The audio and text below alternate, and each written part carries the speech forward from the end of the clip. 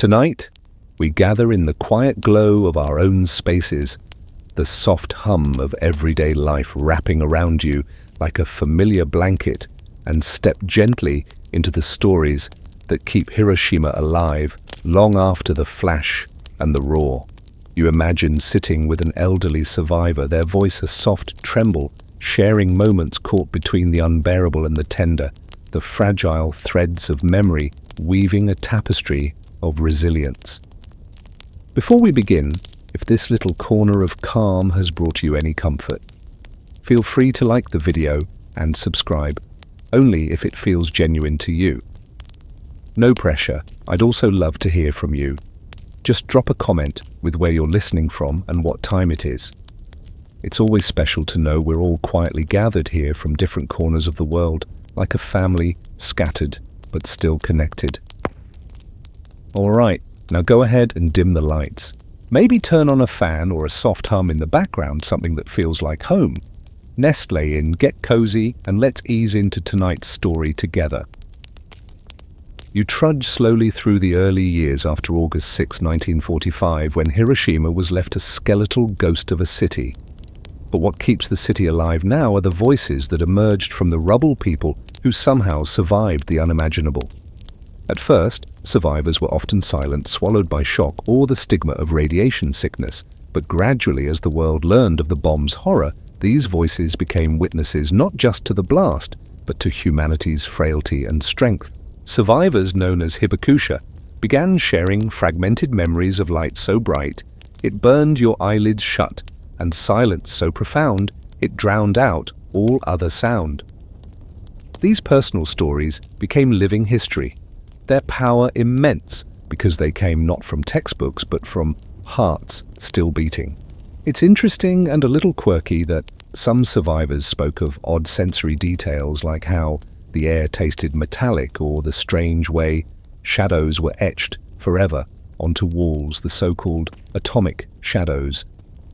These haunting images linger, imprinting the past in ways photographs cannot capture. Historians still argue whether these early testimonies shaped the global narrative of Hiroshima as a symbol of peace, or if they were co-opted by political agendas seeking to soften the stark realities of nuclear warfare. Yet whatever the debate, the core truth remains: survivors' stories were the first threads in a larger fabric of remembrance that continues to grow.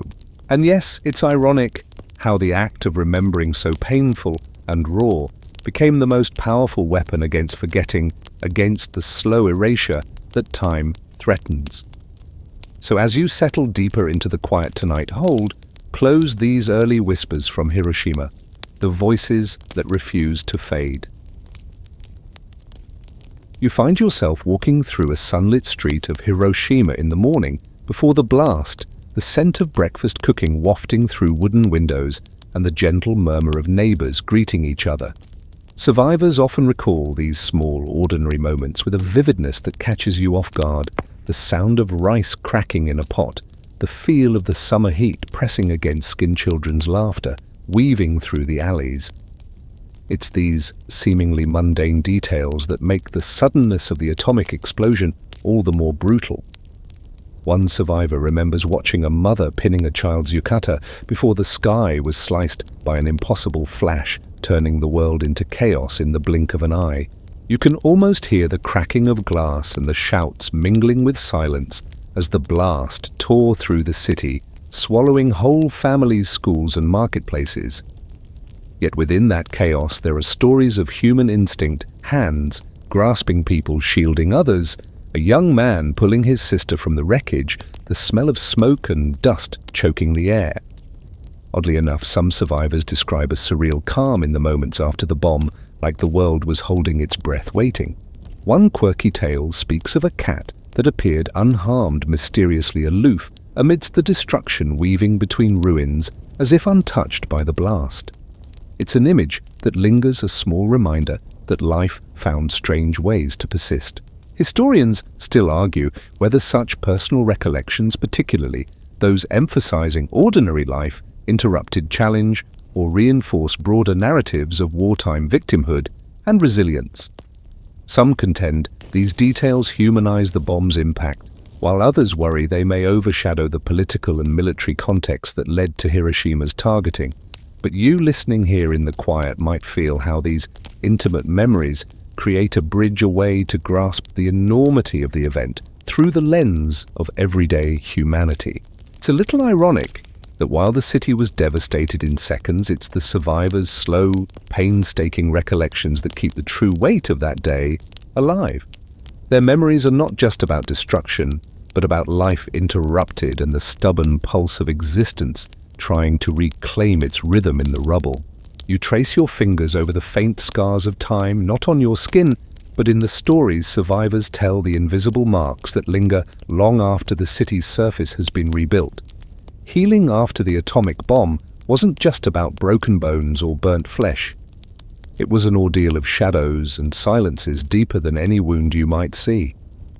Survivors recount agonizing physical struggles, radiation sickness that arrived in waves, mysterious illnesses cropping up years later, and the heartbreaking stigma that sometimes kept them isolated from their own communities.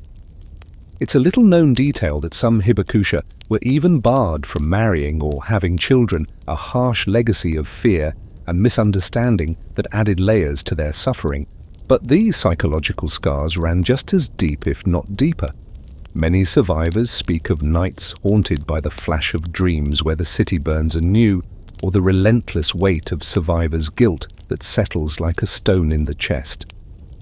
You might find it surprising or even a touch ironic that some survivors reported a strange sense of detachment or disbelief immediately after the blast, as if their minds tried to protect them from the unbearable reality by creating a fog of numbness. One quirky anecdote tells of a man who in the confusion thought he'd somehow time-traveled, convinced the city had been bombed in a dream rather than reality. This strange coping mechanism reveals the mind's delicate balancing act between trauma and survival. Historians still argue whether the mental health impacts of Hiroshima's survivors have been adequately recognized, especially in the early decades when stigma and silence often overshadowed care. Some believe that political and cultural pressures suppressed open discussion of psychological trauma, while others suggest the traditional Japanese values of endurance and silence influenced the ways survivors processed their pain. Either way, the conversations that did emerge helped shift global understanding of war's true costs beyond physical destruction. It's deeply human and perhaps a little bittersweet that the survivors' healing journey was not just about scars on skin, but about reclaiming a sense of self amid a world that had in many ways turned upside down. You can almost feel the slow pulse of healing, fragile but determined beneath their stories, urging us all to remember not just the blast, but the long winding path back from its shadows. You feel the steady rhythm of footsteps as survivors come together, their shared experiences weaving into a collective heartbeat known as the hibakusha community. It wasn't always easy for these survivors to find each other. In the immediate aftermath, many were shunned or treated with suspicion, their bodies marked by invisible radiation and their voices silenced by social stigma. But over time, they organized, forming support networks, advocacy groups, and peace organizations that grew into a powerful movement calling for nuclear disarmament and remembrance. You can almost hear their determined voices rising above the echoes of destruction, insisting that their suffering not be forgotten or repeated. It's somewhat curious, even a little quirky, how the hibakusha became peace advocates even when some of them struggled with bitterness or unresolved anger. One survivor, for instance, famously said that while he hated the bomb for what it did, he hated war even more, which propelled him to speak out relentlessly. These individuals faced enormous challenges, from grappling with government indifference to confronting the complex politics of the Cold War, where Hiroshima's memory was sometimes overshadowed by global nuclear strategy. Yet their perseverance shaped not only Japan's peace culture, but also influenced international conversations about the ethics of atomic weapons. Historians still argue whether the hibakusha movement was always unified in its goals, or if internal divisions over political ideology, victimhood, and healing created tensions. Some suggest that early peace activism by survivors emphasized reconciliation and forgiveness, while others pushed for harsher condemnations of nuclear powers. Regardless, their collective legacy is undeniable, they transformed personal tragedy into a global call for peace, reminding the world of the human cost behind nuclear weapons.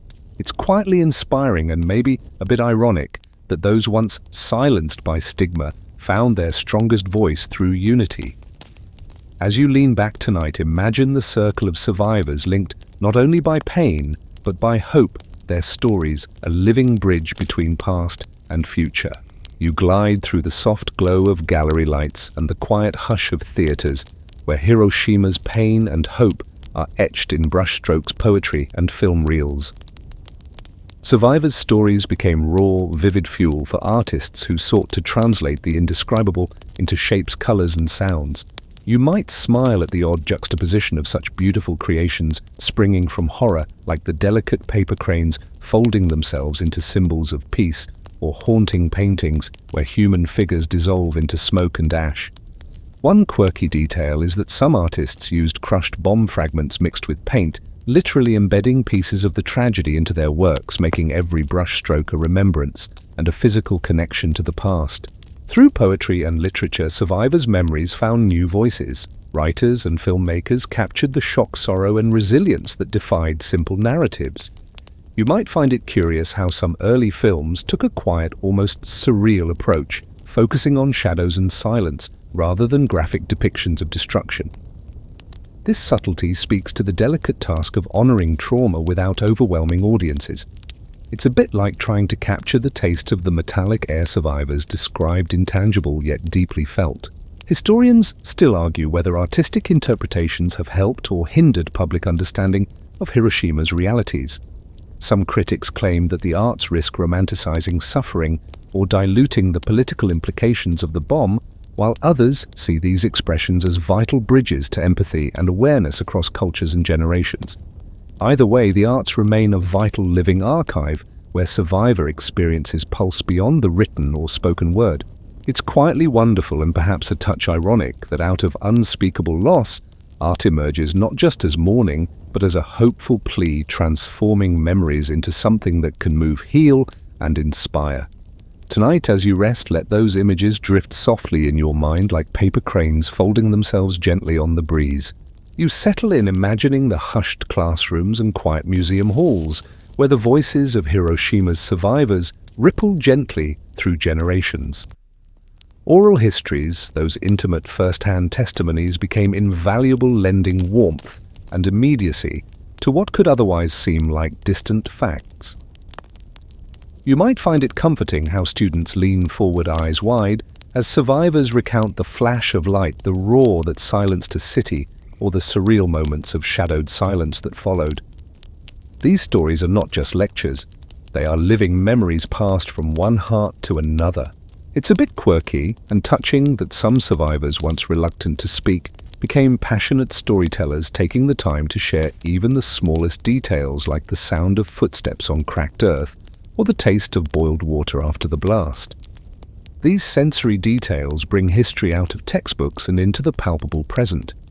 Yet the process of preserving these oral histories also raises questions.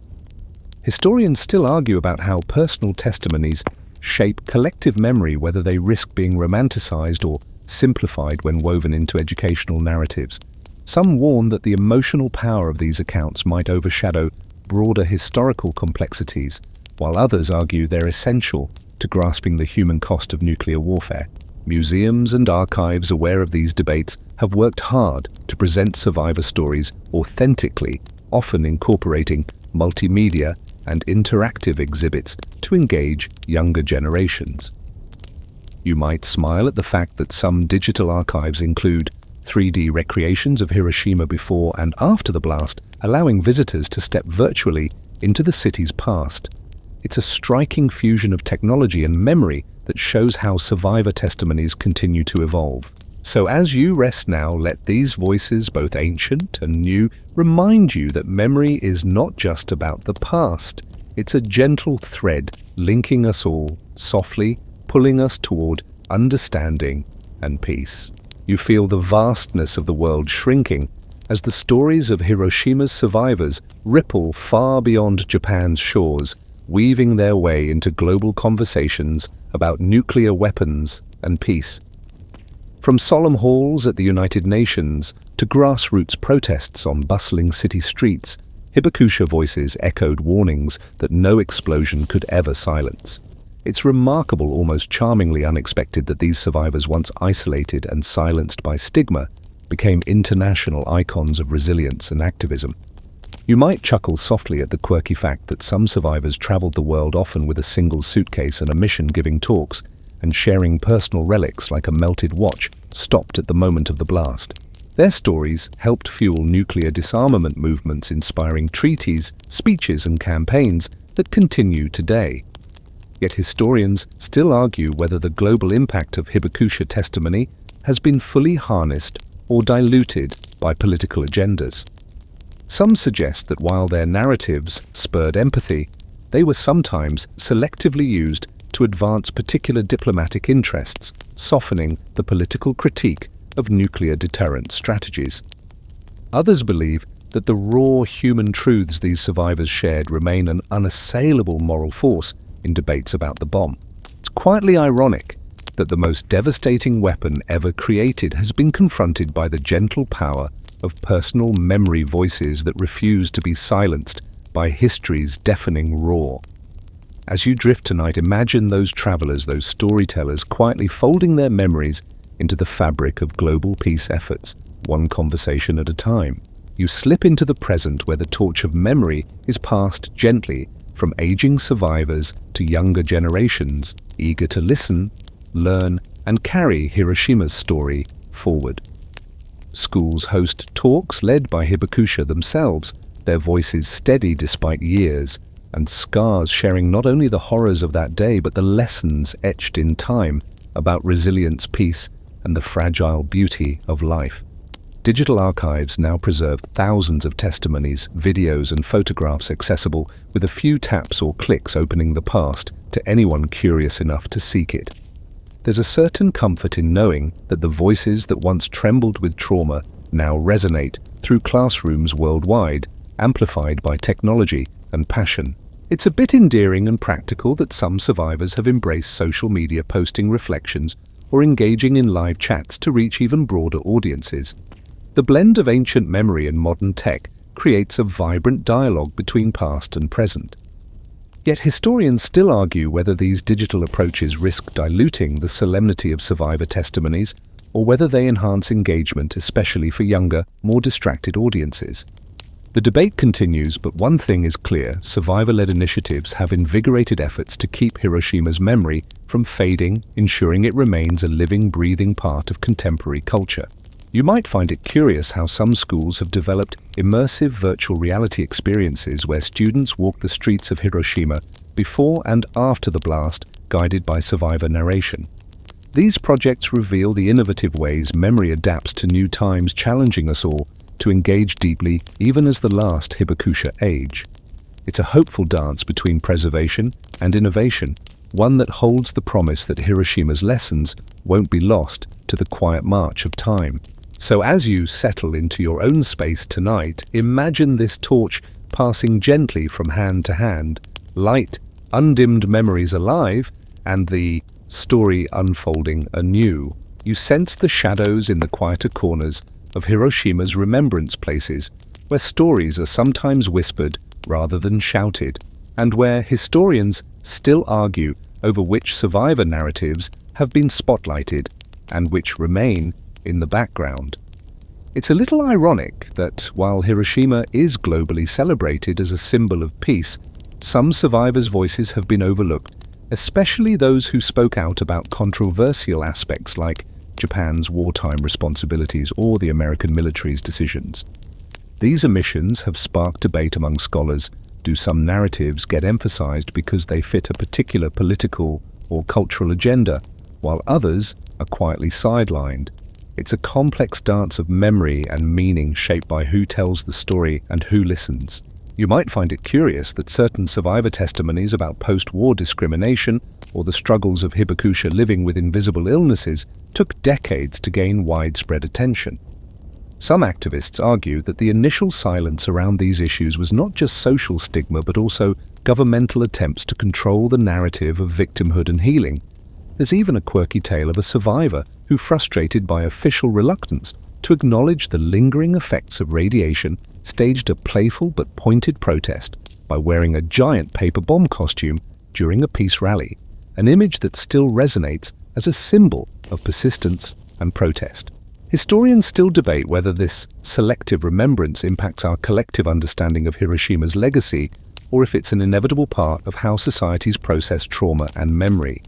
But what remains clear is that these silences and tensions remind us that history is never static. It's a living conversation full of questions as much as answers. As you lean back tonight, you might find comfort in the idea that remembering fully means embracing not only the light, but also the shadows, and that every story, spoken or quiet, has a place in the unfolding tapestry of memory. You find yourself strolling through the modern streets of Hiroshima, where gentle reminders of the past bloom alongside cherry blossoms and bustling cafes. The city carries its quiet legacy not as a heavy burden, but as a living, breathing pulse shaped by survivors who have carried their memories into the fabric of everyday life. You hear their stories in the solemn ceremonies, see them in the folds of white cranes strung across the Peace Park, and feel them in the soft murmur of voices passing history from one generation to the next. It's an enduring echo, a quiet legacy whispered on the wind. The survivors' memories shape Hiroshima's identity, a city that refused to be defined solely by devastation, but also by hope and renewal.